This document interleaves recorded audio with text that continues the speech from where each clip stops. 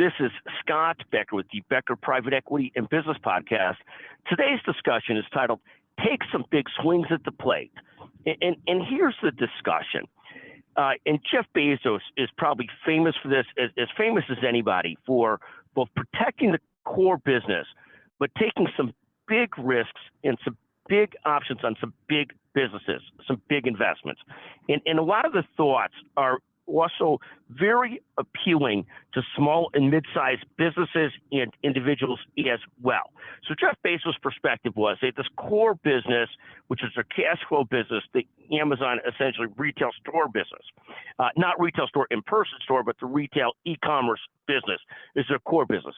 And then from there, they would devote billions of dollars literally to other efforts, hoping some of those would be big winners. The biggest winner of those all ended up being Amazon Web Services. I would say that the Whole Foods effort ended up being okay. The actual retail store effort ended up being a failure. But it's not that Jeff Bezos is a failure because that failed. In fact, it's the opposite. He's literally brilliant. He's willing to invest big dollars and can afford to do them, which is a key component for all of us. He can afford to do that, to invest those big dollars at taking these shots. And then he decides, after a few years, does the shot look worthwhile, and I'll double down on it?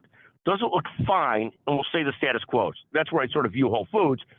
Does it look like a bad idea, and we'll close it down? That would be sort of the Amazon actual retail stores, not the e-commerce stores that they closed down. But he would not view that. You know, people that are observers that are dumb might view that closing down those retail stores as, oh my goodness, he's so dumb. What a stupid mistake. What a stupid error. In fact, it's actually the opposite. It's by design that he's investing in a handful of different areas at every given time and looking for, where do I double down? He ended up doubling down in big in Amazon Web Services, AWS, and that generates more than half the profits of Amazon today or something like that. Whole Foods, fine. And then obviously the retail concept, bad, but it's really brilliant in total and how he approaches it. Now, for small and mid-sized businesses, we always say 80% of your business efforts and thoughts and energies go into your core. But then the other 20% is exploring and experimenting, looking at new ideas, looking at new things, trying to do new things, and at some point deciding with those new things. And it could be the same with people and ideas and product lines and service lines. Do I double down in those areas? Do I close those areas down, or do I just sort of keep it going? It's fine.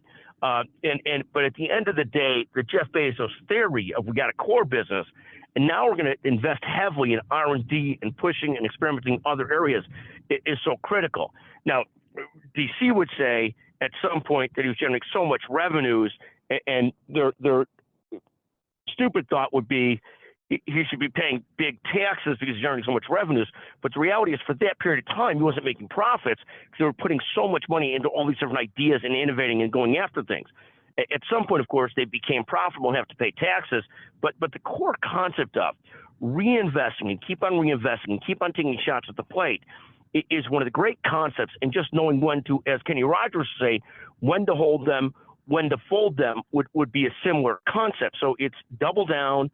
It's stay the course, Whole Foods, or close it down, which is essentially the retail stores. I tell you, I'll give another sort of quick segue. It'll take a second. But my physical therapist, because I tore my meniscus, I've been doing physical therapist, had me do something called Romanian deadlifts today, which to a physical therapist might sound genius and a terrific idea.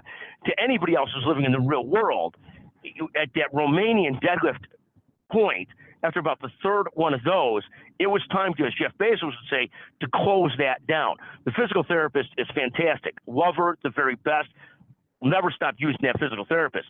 But this Romanian deadlift thing, this is for the birds. I know I'm going to segue. Thank you for listening to the Becker Private Equity Podcast. And again, believe in Bob, believe in Scott. They're your guys. Thank you so much for listening to the Becker Private Equity and Business Podcast. Thank you.